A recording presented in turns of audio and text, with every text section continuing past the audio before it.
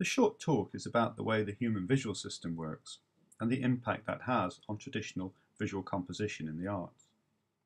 It's been researched and developed over a series of performances in art spaces and seminars in universities beginning in 2009. I believe what I'm going to say applies to the majority of people, certainly over 95%. This slide shows the eyeballs, visual pathways, and a horizontal slice of the brain. It illustrates the first important point. Light from the left side of space enters the eyes, and the nervous neuronal signals it generates pass to the right side of the brain.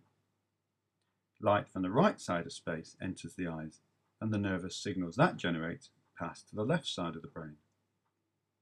The right visual field sends signals to the left brain.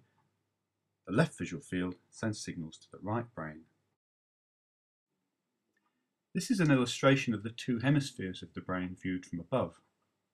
It's noting that pretty much the whole of the left hemisphere in most people is dedicated to using words, speaking, listening, reading, writing, remembering and reasoning. In contrast, the right side is specialized for images, visual attention, visual memory, spatial reasoning, and a lot more, humor, music, nonverbal communication, etc. If the visual input to the left side of the brain doesn't involve words, it isn't that interested. The consequence is that most of us pay more visual attention to the left side of space than the right, but we don't realize it. This has been demonstrated in a number of visual psychology experiments. It occurred to me, though, that this effect, this relative neglect of the right side of space in favour of the left, must have a profound effect on visual composition in the arts. It also occurred to me that examples from the visual arts could be a great way of demonstrating the effect, hence this talk. This is the painting Mr. and Mrs. Andrews by Thomas Gainsborough, conceptual art from the 1750s. It is not just a family snapshot, but is telling us that Mr. Andrews is considerably richer than we are. Not only can he afford his wife's massive frock and fancy bench, he also owns all this land and what it produces. Gainsborough helpfully guides our eye out of the painting via a diagonal band of no doubt valuable wheat. He was 21 when he painted this. Mr. Andrews was apparently pleased, and Gainsborough was to become the most sought-after society artist. But what if he composed his painting like this? The diagonal band of wheat now guides our eye into a landscape with girl. Something has certainly happened to Mr. Andrews' status by moving him from the extreme left to the extreme right. Could he now be the gamekeeper who stopped by for a chat? Moving forward 200 years, this is David Hockney's Mr. and Mrs. Clark and Percy from 1971. By contrast, Hockney seats Mr. Clark on the right, but makes sure our eye is guided to him by another diagonal. Table, hem of dress, stretched out leg, and the vivid light-dark contrast of the cat. Reverse the image and Mr. Clark grabs our attention without any help, and other objects become more noticeable. The table now guides us out of the painting. In the next image, we go back 500 years to Jan van Eyck's Arnolfini wedding. Another wealthy man with a wife in a big frock. The dull colours on the left contrast with the massive contrasting coloured fabric on the right, but the composition is balanced. Without those helpful diagonals, you have to work hard to draw our attention to the right of a painting. In reverse, Mrs. Arnolfini perhaps grabs too much of our attention. Her husband, by contrast, seems so diminished, so lightweight, you might almost be levitating above the floor. This tendency we have to attend more to the left than the right seems to be influencing the status we confer on the people depicted.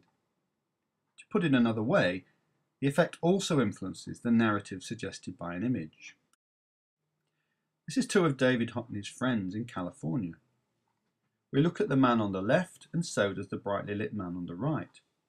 Look at the facial expression of the figure on the right, and see what you think happens when we reverse the image. Is this painting now about one man's irritation with another? The next image is Edward Manet's critique of French foreign policy from the 1860s, the assassination of Emperor Maximilian. As Manley intended, our intention is drawn to the people being executed. We then track along the guns to the firing squad. The figure on the extreme right is a minor player, perhaps just put in to balance the composition. Reverse the image and something interesting happens. The minor player now takes centre stage. Why wasn't he taking part? Did his gun jam? The execution is now a background detail. The next image also tells a story. This is William Hogarth's print Gin Lane from the 1750s. In this version, he helps us into the picture and over to the right with a diagonal staircase. Then we move around the various unpleasant consequences of excessive gin drinking. This is how Hogarth etched the image, but the printed version was actually the reverse. Now the first thing we notice is the symbol of the gin shop, suspended like us above an open drain. Then we see the falling baby. Did you notice the baby's distressed facial expression in the other version? Our eye is then guided around the image, and then the staircase becomes our way out, stepping over a corpse. What about other visual media? What about film or theatre, for example? What effect does this asymmetry of attention have on them? Well, this is still a work in progress, but here is one interesting example for you to consider. This is a still photograph from the 1950 Elia Kazan film On the Waterfront. The scene is a dialogue in a taxi between characters played by Rod Steiger and Marlon Brando. This clip is available to view on YouTube, but you can also watch 2 minutes 40 seconds of it in part 2 of this talk, followed immediately by the same scene with the image reversed. I'll leave it to you to decide if the two play differently. Perhaps you could let me know. You can download a written version of this paper along with some references from my website.